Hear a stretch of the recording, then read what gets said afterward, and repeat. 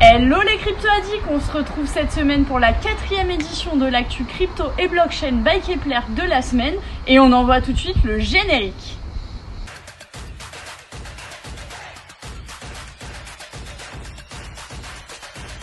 L'actu crypto et blockchain de la semaine par Kepler.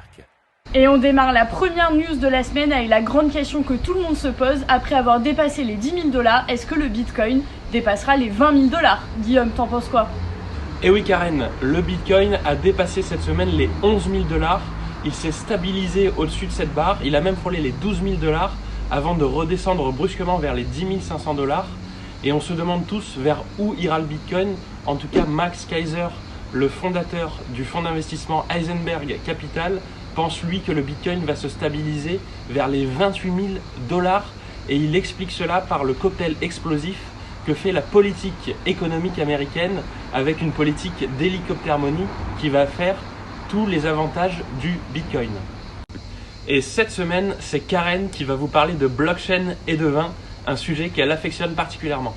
Et oui Guillaume, Tencent, le géant chinois connu pour WeChat et QQ, a signé un partenariat avec le plus grand producteur de vin chinois Shangyu pour créer une plateforme de traçabilité de leurs bouteilles de vin sur une blockchain. Concrètement, les consommateurs pourront scanner sur la bouteille le QR code qui pourra leur donner un certificat d'authentification. De la grappe jusqu'au verre de vin, on sera sûr que ce vin est chinois. Alors les crypto-addicts, on compte sur vous pour vérifier la véracité de ces bouteilles de vin et bien sûr avec modération. Alors Guillaume, il paraît que des startups blockchain se hissent parmi les licornes mondiales. Tu peux nous en dire plus?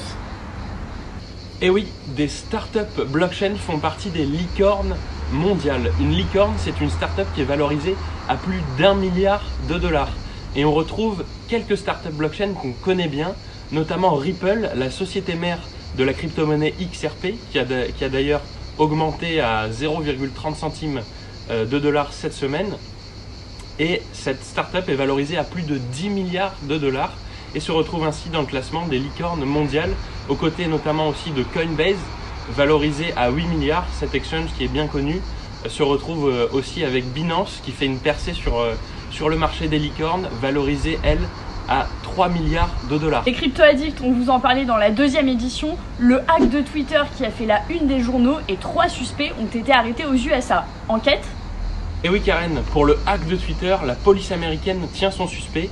Il s'appelle Graham Clark, il a 17 ans et il est déjà coutumier du fait puisqu'en janvier dernier, il avait réalisé une même arnaque au Bitcoin qui lui avait permis de dérober près de 850 000 $ de valeur en Bitcoin.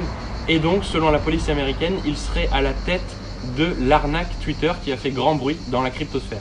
On vous en avait parlé la semaine dernière, le secteur de la finance décentralisée explose et Vitalik Buterin, le fondateur d'Ethereum, émet une alerte.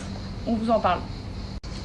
Et oui Karen, Vitalik Buterin, qui était interviewé à l'occasion des 5 ans anniversaire d'Ethereum, a émis une alerte pour ceux qui mettaient tout leur argent dans le secteur de la DeFi, en leur expliquant qu'il fallait quand même prendre avec attention ce secteur, qui peut encore avoir des failles de sécurité sur notamment les protocoles de finance décentralisée.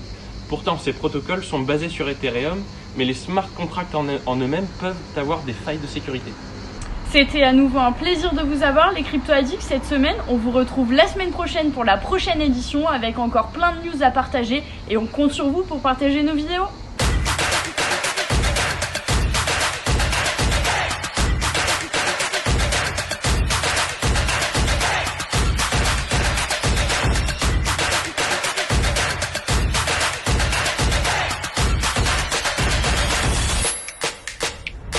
Le Bitcoin by Kep.